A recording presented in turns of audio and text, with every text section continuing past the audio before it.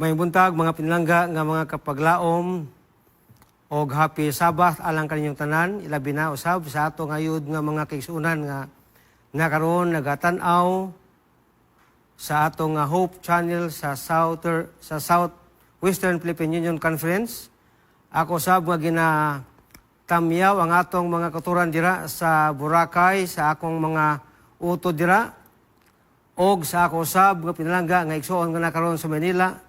Kauban sab labos nga tanan sa akong mga kaigsunan nga nakaroon sa Paden City Adventist Center, maayong buntag alang kaninyong tanan. Niining matahumatak na sa buntagon mga pinalangga nga mga kapaglaom, ang suwito nga ato gayod hatagan o dako nga pagtagad, giuluhan kini siya a Christ-centered response to God's goodness. Unsa man ang ato tubag mga pinalangga, mga higala og mga kaigsuonan sa Dios nga mao'y nagpangga kanimog nagpangga kanako.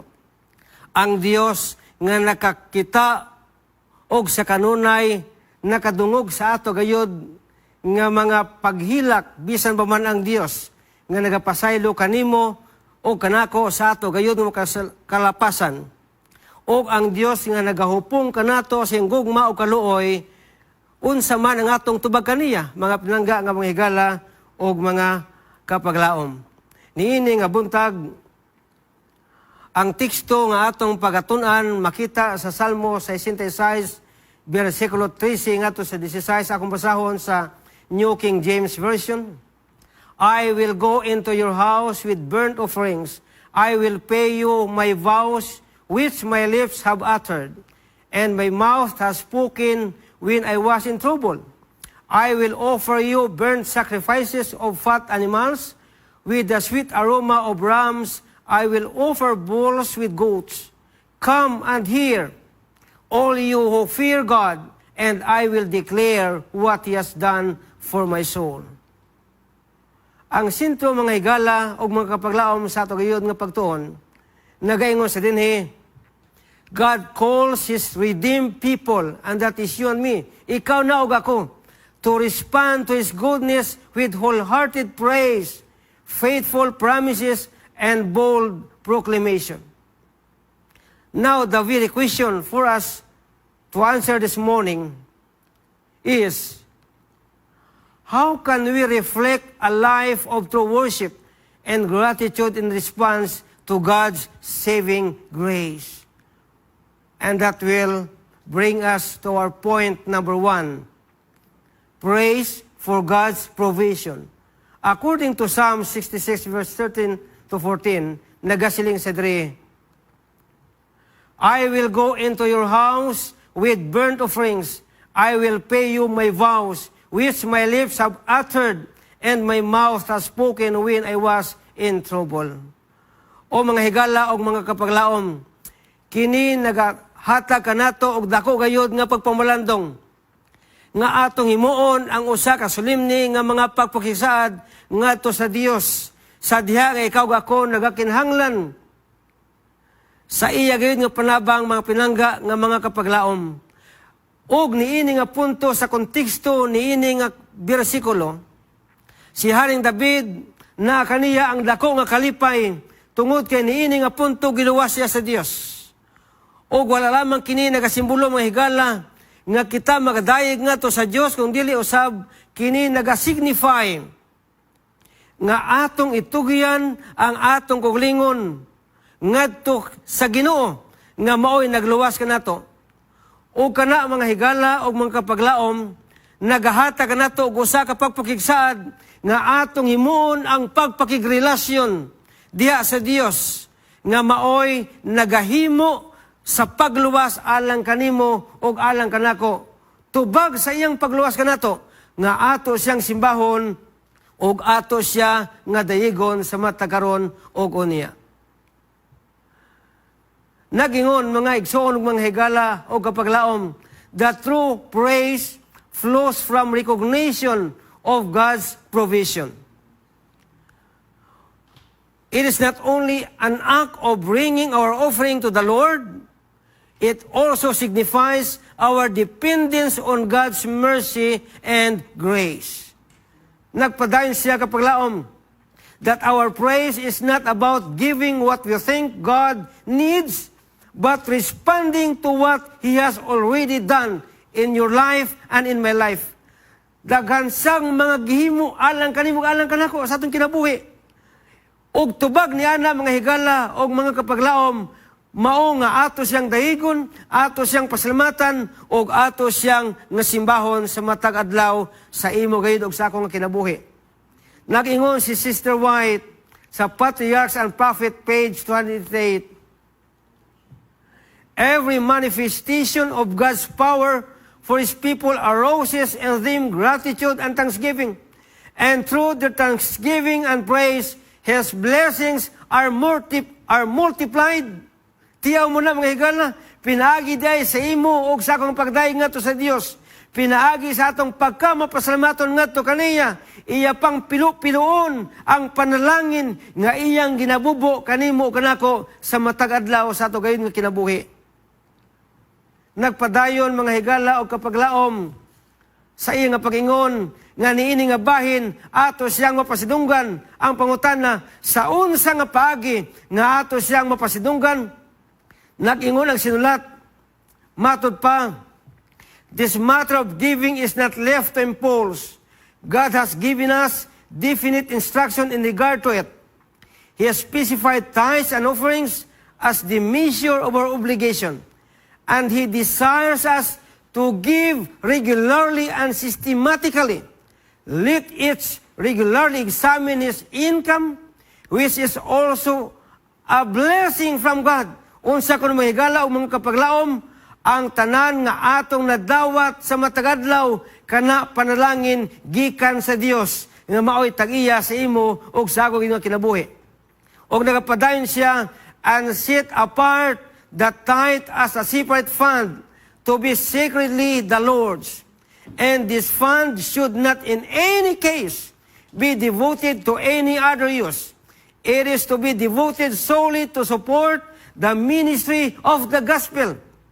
After the tithe is set apart, let gift and offerings be apportioned as God had prospered you.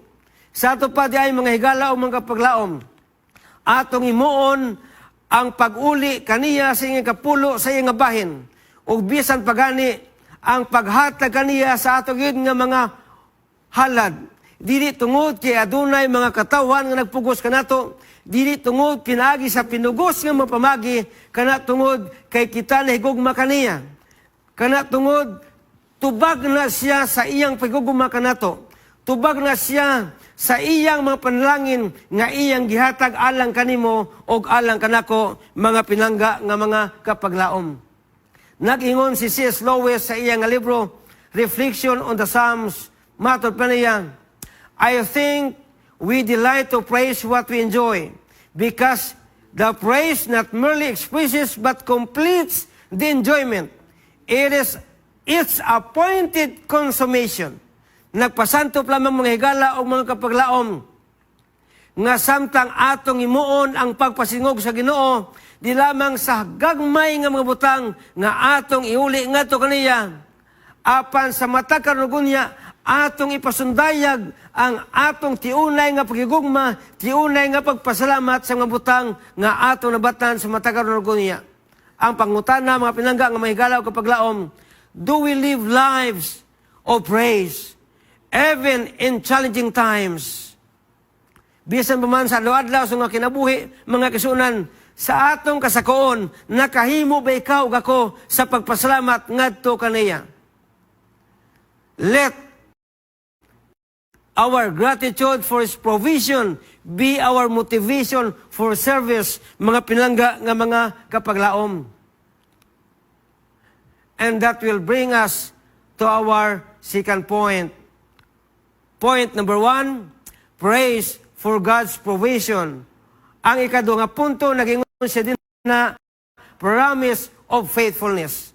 Ang Salmo 66, versikulo 14, ngadto sa 15 na kanayon, I will pay you my vows which my lips have uttered, and my mouth hath spoken when I was in trouble.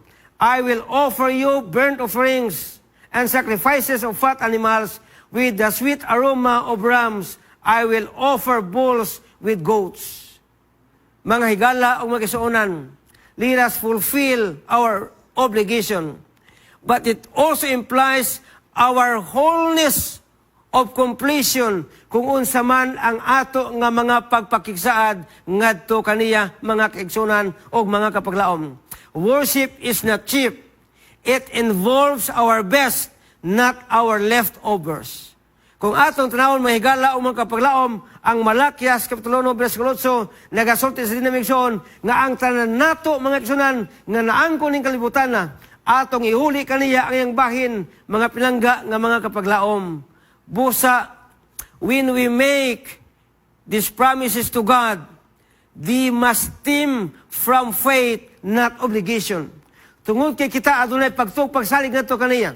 Busa atong iuli kaniya ang iyang bahin, atong ihatag kaniya ang atong mga halad, pinaagi sa atong pagigugma ngadto kaniya mga kisunan. Dili tungod kay kana atong obligasyon, apan kana kay tungod kay kita nahigugma kaniya ingon nga imo og akong Dios og manluluwas.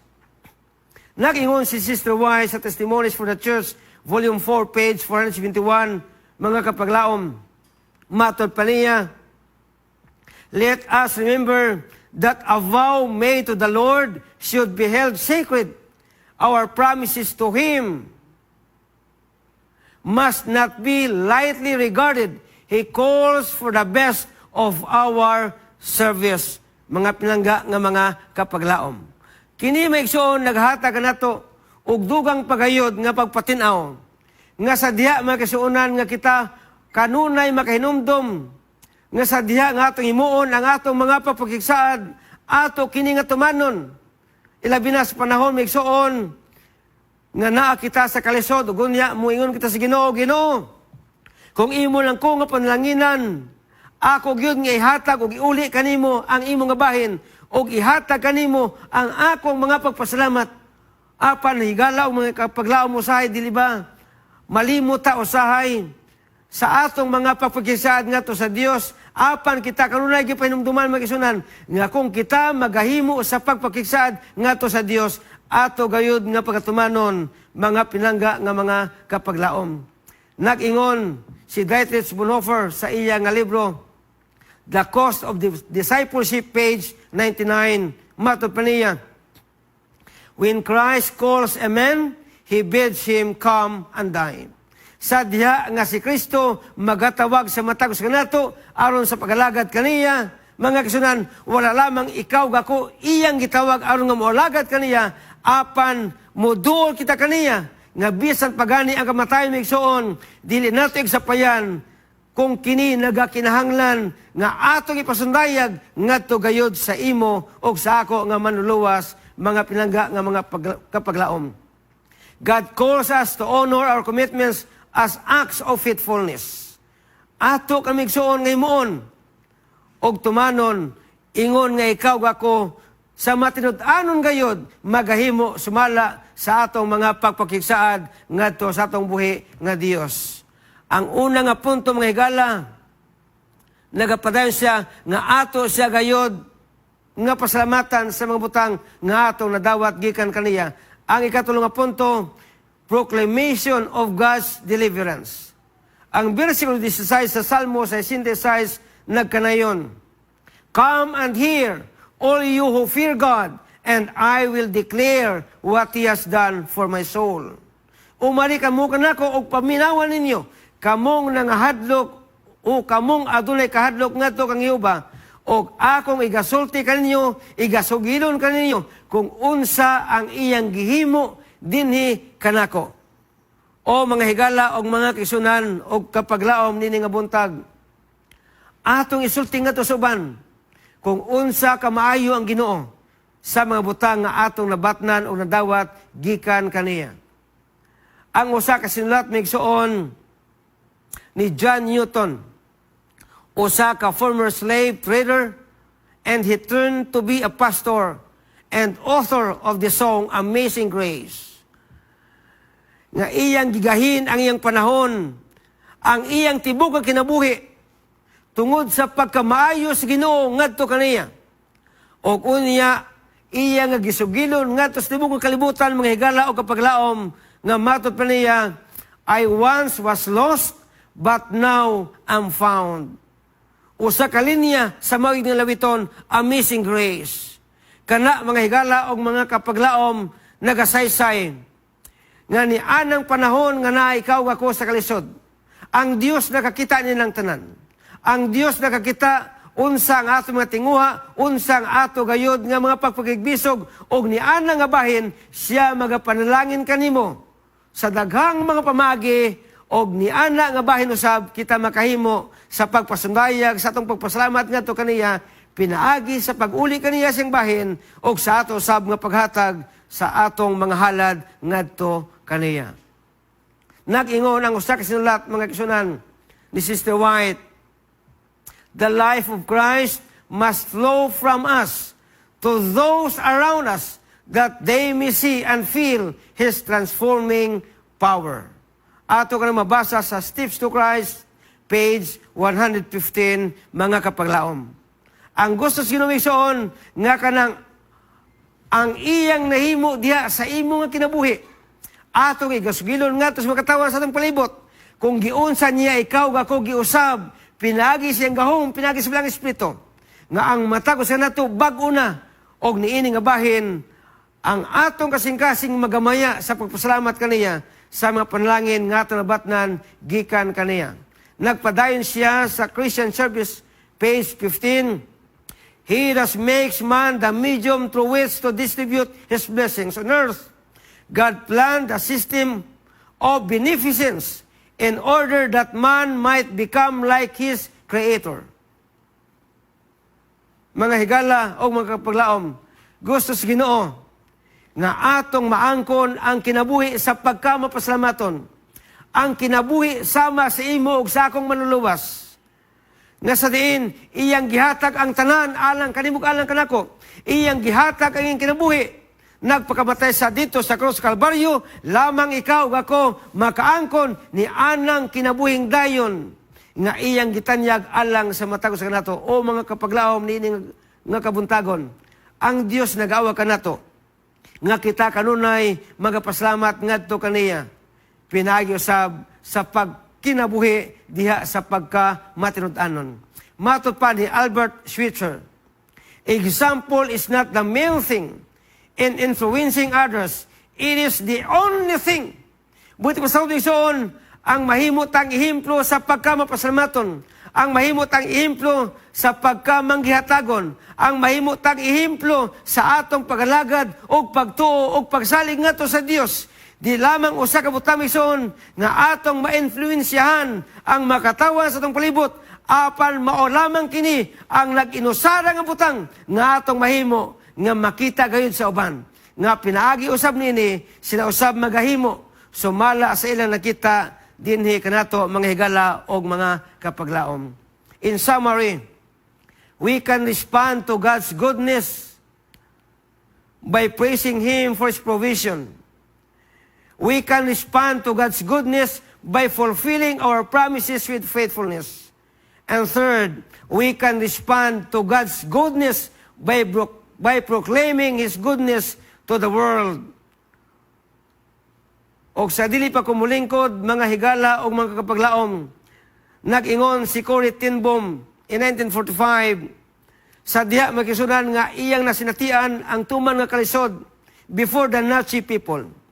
Nga ni anang panahon na iyang gigahin ang iyang panahon na igsoon, bisan pa man sa pagsakripisyo siyang kinabuhi alang sa iyang mga kauban nga mga binalanggo, nag-ingon siya, there is no pit so deep that God's love is not deeper still. Nagpasantop mga higala o mga kapaglaom, nga kung ang atong kinabuhi, puno ka na sa pagdayig o sa mga pagpakiksaad nga to sa Dios. Pinaagi usab sa atong pagsugilon nga to sa uban sa pagkamaayos Ginoo sa atong kinabuhi migsoon, bisan pa man kita sa dili gayud nga tungkad nga makasinatian, uban ang kasakitan migsoon, ato sa gihapon masinati ang dako nga gugma, ang dako nga gahom sa Dios nga nagapanalipod, nagapanlangin sa matag o sa kanato mga pinangga nga mga kapaglaom. busa, mga higala o mga kapaglaom. Ang Ginoo ni nga buntag sa gihapon, magapabilin sa pagbantay sa matag sa nato. Magapabilin sa pagpanalangin sa matag sa nato. Samtang ikaw magapadayon sa pag-alagad kaniya. Atong himuon ang pagkinabuhi diha sa pagkamatnud-anon sa atong mga pagpakigsaad ngadto sa Dios. Busa ni ining adlaw ipapahulay, ang Ginoo magaban kanimo, magapanlangin kanimo, labaw pa sa mga panalangin nga sa matagadlaw atong nabatnan gikan kaniya. Ang Dios magaban nato, mayang buntag og happy Sabbath alang kanatong tanan.